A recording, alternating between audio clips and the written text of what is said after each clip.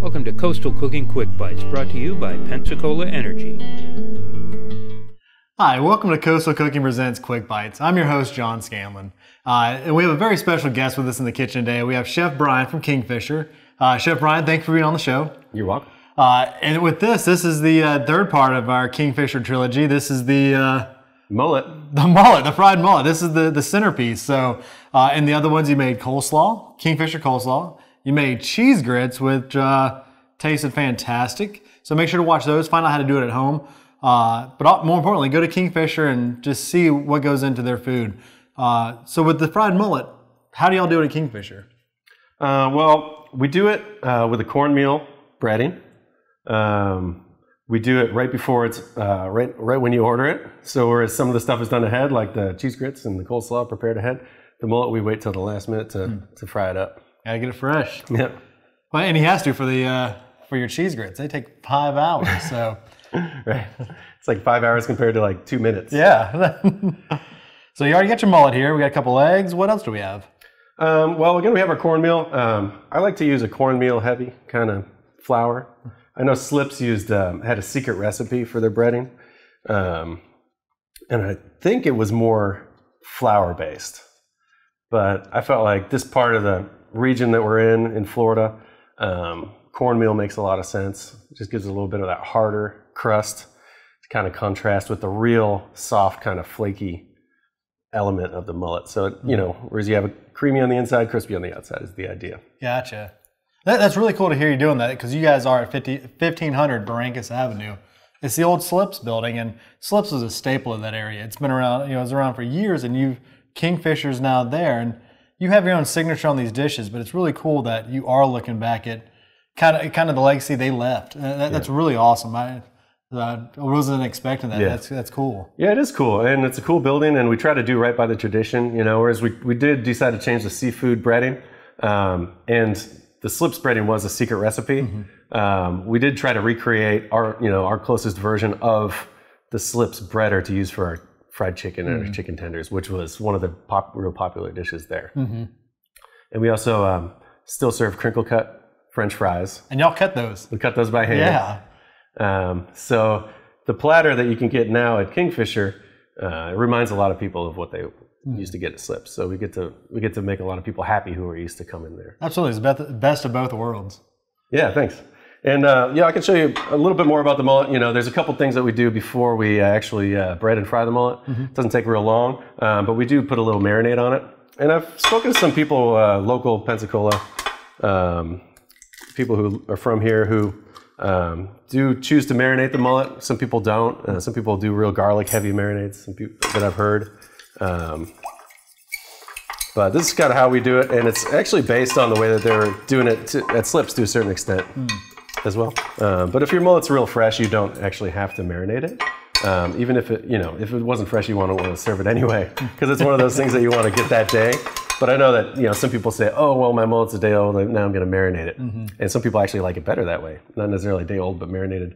But we can take the really fresh stuff, and even though it is really fresh, we do marinate it because we like the little flavor that we do. So I broke up an egg there. As from before, I do a little salt and pepper in the egg, and all the seasoning that's going to be on the fish right here is going to be contained in the marinade and in the breader. So I'm not actually going to put any salt on the fish, which is a little, Yeah, I'm interested in this, even for what I'm doing at home when we cook mullet, because my marinade is in the milk right before I put it in the batter. Right. So I'm interested. This is going to be really nice to see. Yeah. Oh, that works great too. Just a little milk, whatever you have around.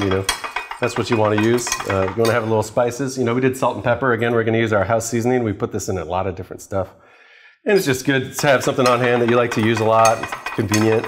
I'm sure for some people it's Tony and all that. I don't want to name too many brand names. But so now we have our egg, which is 1 egg. Mm-hmm. We have our salt, which is about half a teaspoon of salt. And we have our black pepper, which is a 1/4 teaspoon. And now since we're just doing a couple mullet fillets, I'm actually just going to use a 1/2 cup here of buttermilk. And whereas you guys use milk, I would be happy to use that at home if I didn't have buttermilk. But we're at the restaurant, we get tons of butter. We use tons of buttermilk, and it's good for marinating the fish. And it's good to have something on there that the batter's going to want to stick to. So, you know, it gives it flavor, and it also helps with the actual frying process.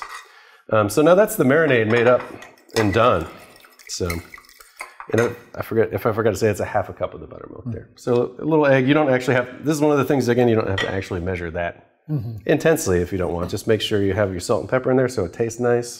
That's what I was thinking. Next time we do it, I'd like to do, like you said, a marinade, get the spices in there, and how you want it. Make your own signature, like we were talking about. Yeah, and maybe try it with the egg sometime if you like it. You know, that can be your new recipe. If you like it better with just the milk, then stick to that, you know.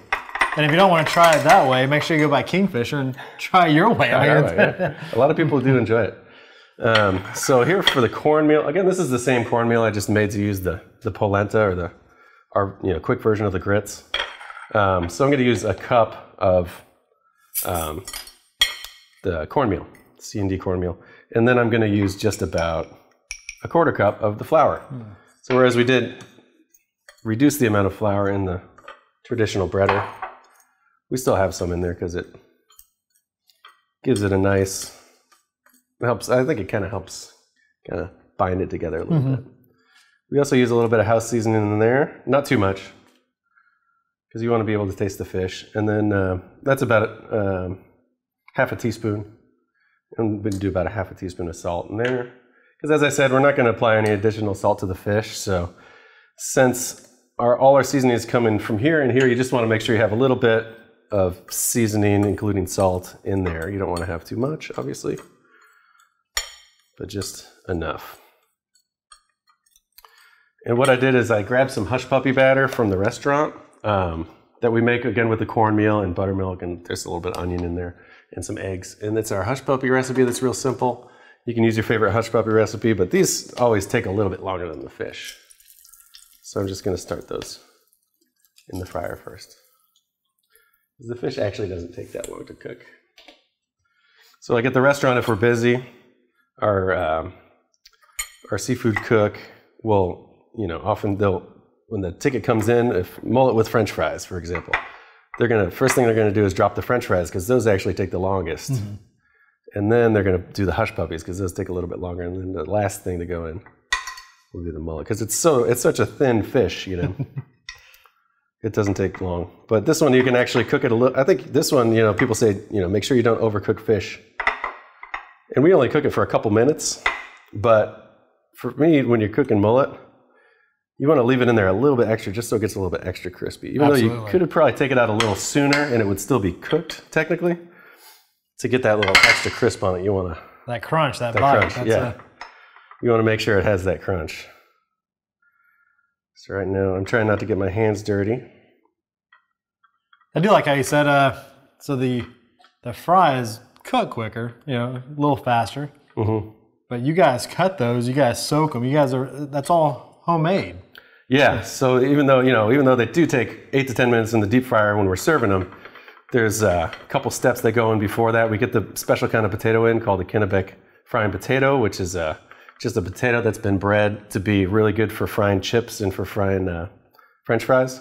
And then we hand cut them in a bucket, usually the night before, and then the cook will come in early in the morning and start blanching the fries at 250 in the deep fryer. And that's the magic number, 250. Also for the chips. And the chips are phenomenal at your restaurant. But it gets that, and then when you get the potato for the crinkle cut, you just want to make sure it's just cooked through in the middle. You could press on it and it'll just squish and then take it out because you don't want it to cook any further than that because all the moisture, as you can see when the fry is happening, there's a lot of moisture that happens. So when you're doing that, you see the moisture is actually coming out of the food. And with the French fry, since you do want it to be crispy on the outside and really creamy in the middle, you don't want to cook it too long at the first 250 cook because then you're losing too much moisture. So you stop it, you get all the moisture in there, and then you turn the deep fryer up to 350 for the final cook, and that'll crisp it on the outside. A lot of people don't know what goes into cooking fries, and we've discussed that before. The fact that you put that much time and effort into a fry means that you do care. So there's going to be a difference in the way your fries taste at Kingfisher than it does somewhere else. You can't just throw them in to a fryer, and that's how there's a difference. There really is. There is, and that's how you learn it. The way we do it is exact same way they do it in culinary school. So if you talk to a chef, they'll be familiar with it.